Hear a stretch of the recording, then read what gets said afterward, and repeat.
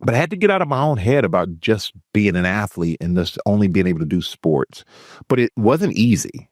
I almost quit Fox after 3 weeks. I almost went back to football. I almost took the Giants up on their deal. 3 years later? 3 weeks. Oh, 3 weeks into 3 weeks job. into the season, I'm on the show and I'm going, I don't know about this. I don't know about this, man. This is harder than I thought. I don't know if I got a career here.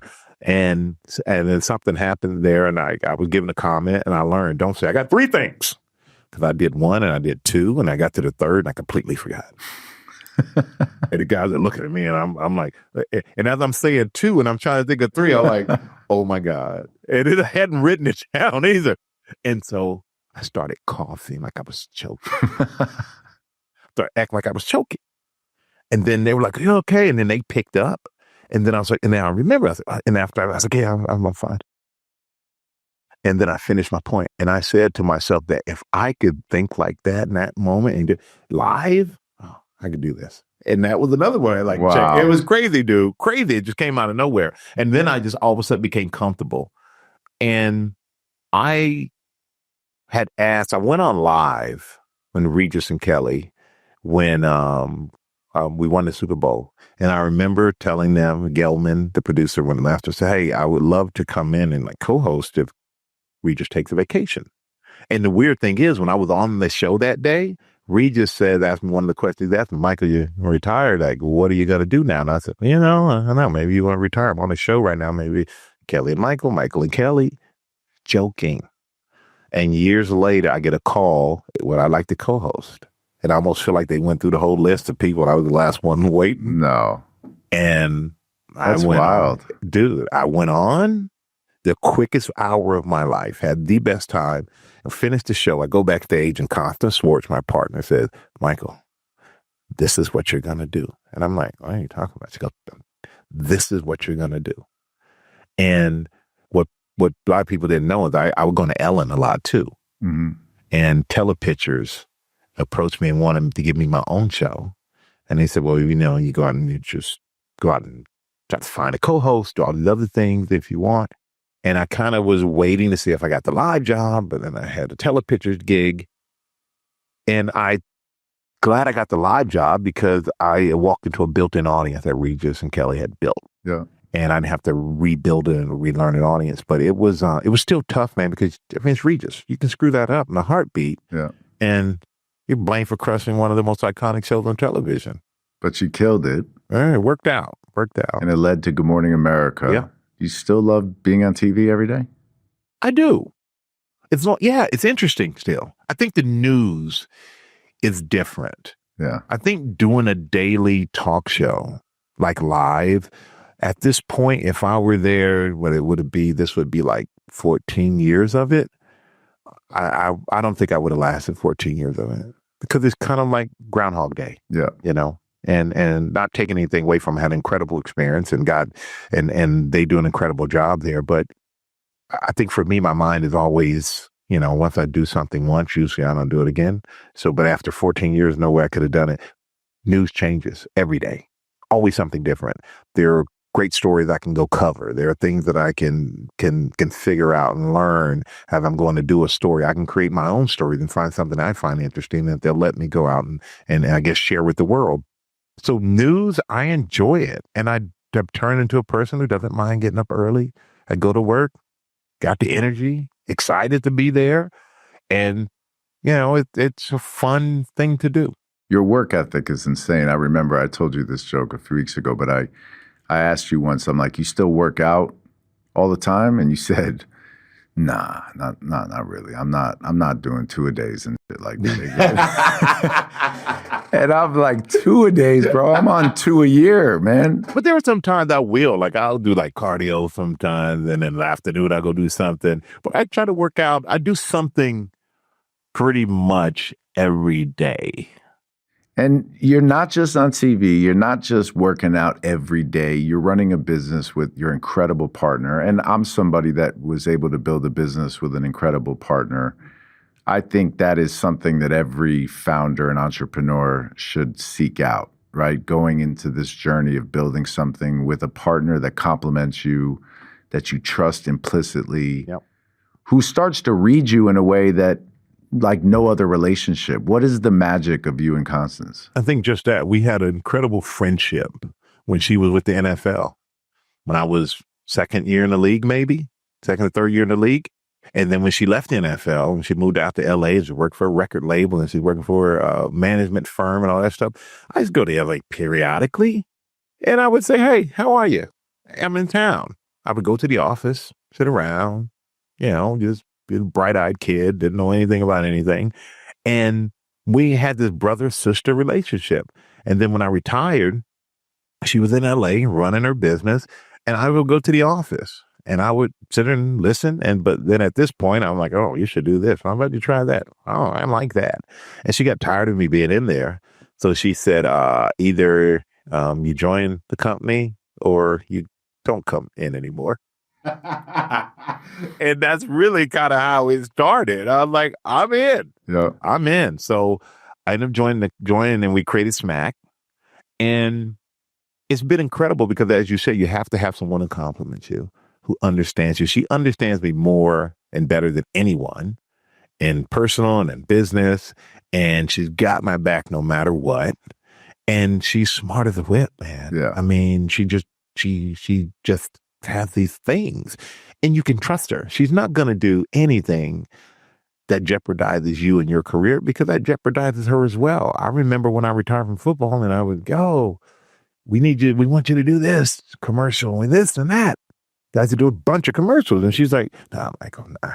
I'm like, that's a lot of money. She's like, but it's not right for you. If you do that, then she break it down how it affects this and how it affects that. And you know what? If you're not making money, I'm not making money. Trust me. Yeah. And I just implicitly trust her. And I also am not afraid to have ideas. She looks at me as equal. Not as somebody who's an athlete and he just sits in the corner and we go into business meetings and I run the meetings and he shuts up because he gets us in the room. I mean, we're a true partnership. Yeah. And that's the key. That's like one of the keys to the partnership. If anybody starts shooting down within that partnership an idea, even if you don't agree with it, you break the trust right away. Yeah. And I think for me too, I know for me, I want her to shine. I want her to have more success than I have. I almost feel like this is her time, man. She's earned it. She has done so much stuff and has always been under the radar until, last few years. They're like, yo, you got to get out there. Yeah. I mean, and not just get out there, for the sake of having publicity, but get out there because you are truly a woman in this space. Crushing it. And, I have 3 daughters. So this is like, women need to see this. Yeah. They need to see this. This is not a space reserved for men. You've proven that. Get out there and show it. And so she's come out of her comfort zone. Yeah. She does interviews. She does panels. She does all this stuff now. And I'm proud of her. And I want her to, get everything that comes with what she's built. I like to think that I was behind a little bit of that because the Boardroom cover was me calling her and saying, you know what? There you go. You got to tell your story. And for people like her that instinctually don't mind being behind the scenes, or in our generation grew up thinking like, that's not even the appropriate thing to do. Like, let me play my role. The times have changed, and part of building a business is the storytelling around your business and who you are, and people connect with that. And I think I've seen that grow, and I'm sure it's benefited business. I'm sure it has. Yeah. Oh, no doubt. Absolutely benefited business. And I think that I look at her, I'm just proud of her, man. I'm telling you. And, we've been at this for a long time and our business continues to grow and it's amazing to us. A lot of the things that have come our way, but it hasn't been because someone's handed it to us. We've earned it, every bit of it. And she's the day-to-day queen, man. She's the one who runs the day-to-day. Yeah. And I don't want to sit here and take credit for the work that she does because she and the rest of the team, they are grinding every single day for me and for every other client that we have, for every production that we have, for every clothing brand or other, consumer brand that we have. And they're They're incredible. Yeah. Small but mighty team, Rich. Yes, you are a mighty team. You manage talent, you produce and distribute great stories. Like you said, you build products, consumer products. You have your own fashion line. You are a bit of a fashion No, you know what? trendsetter, I'm chilling right now. I got on I worked out right before I look came good, here, to be bro. honest with you. Yeah, I ain't gonna lie to you. I had to get a little workout in. And I text you like, yo, what do I wear?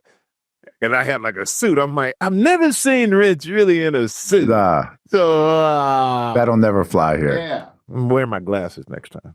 But you do all of this and you're on TV. How much longer you think you can be on TV and do all this? Is it still that? I want to be old on TV, man. Yeah.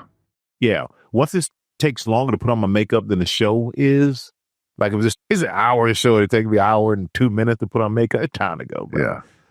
Yeah. I don't want to be, I want to enjoy my life. You know what I'm saying? Yeah. I worked a long time, and it's not that I don't enjoy my life now because I have an incredible life, but I want to be somewhere for 2 weeks or for 2 days and go, yo, I'm having a good time. I want to stay for another few days. I can't do that. Yeah. Like, okay, here's the vacation time. Don't deviate. You don't have any deviation with it. So I just want to, I think, live a little bit more. You know, kids are getting older. I'm getting older. I just want to wake up late, go to bed late, fall asleep to a movie, not fall asleep during the beginning of the movie. Like just the little basic things that I used to take for granted when all I did was Fox. Yeah. I mean, working 1 day a week for 6 months. And then I used to take the other time and just lollygag around. Now I wish I had that freedom. Yeah. Do you get enough football fix from managing talent, telling stories, and being on Fox, or could you ever see yourself getting closer to the game again? I love to own. Yeah. I love being the ownership side. And in the ownership side for me though, it's like owning, but I'm not there to say, well, you should draft that guy and you should do this. I want to be in an ownership position where I just advise what you need. And I think one of the things that I felt I was good at with the Giants was like leadership, understanding guys, understanding motivation, understanding, pushes yourself to be great, the mentality that it takes.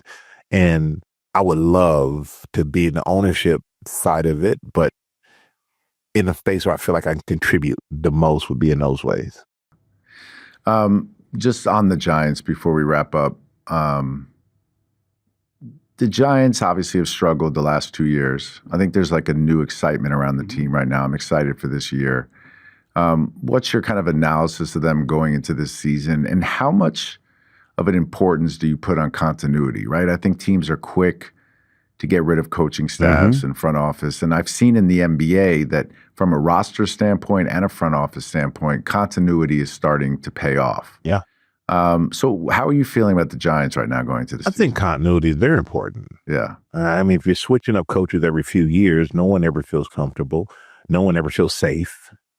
You're learning new systems. So was I a little surprised that Dable stayed? Yeah, I think, the public outcry was what it was, but I also felt like he now had the quarterback that got drafted he wants, He got Russell, he's got, Jameis, he's got some veterans there who can carry the torch until this young kid is ready. But I also think more than carry the torch, I think these guys can win games. Yeah. They have talent on the field. I think it's just a matter of getting everybody to come together. This season, will they make the playoffs? They have a tough schedule and they have a lot of new players. So, and also you're in a tough division. That's the biggest key. You got the Eagles, and Cowboys are always stacked and talented. Never get over the hump, but I had to throw that. You got to throw a shot at the Cowboys. I had to do it. And the Commanders are good. And the Commanders are good. Very good. And so I feel like the Giants are one of these teams that can surprise us. Yeah. To be honest with you, I think we could be surprised because we got some great picks in the draft. I'm a Carter fan. Scatterboo. That's my boy, man. Yeah. Love that kid. The defense is serious. The defense with Burns, Thibodeau, Dexter Lawrence, obviously, and Abdul are serious. Yep. And the schedule is crazy. They changed the rule a few years ago, so you don't get rewarded for having a bad. That's what I was like, man. Yeah, it's a round robin now. So we have the toughest schedule, I think, in the last 5 years in the NFL. But I agree with you. I think they're going to surprise some people. I do. I'm telling you right now, it's about confidence, too. Yeah. If they can, we lost those first 2 games, but then we started winning games. But if they can win some games that people don't expect for them to win, and when I tell you confidence, just all of a sudden guys feel better, they play better. Yeah. It's a natural thing because talent-wise, you may not know a guy's name. You may not look at the roster and go, oh, yeah, they got it. You may look at another roster and go, oh, they have everybody. Yeah. Doesn't mean anything because teamwork is teamwork. Yeah. Everybody talent-wise is about as close as it can be. Some guys may have had a better name or some success here and there that people know them more, but talent-wise, the NFL is not very far off. And that's why it's so hard to make it. You know, not college, you're going up against a decent guy every few weeks. No. Every week, everybody's good. Yeah. And it just takes a little bit of spark, a little bit of confidence. And if the Giants can get that, because it probably the heck out of all of us.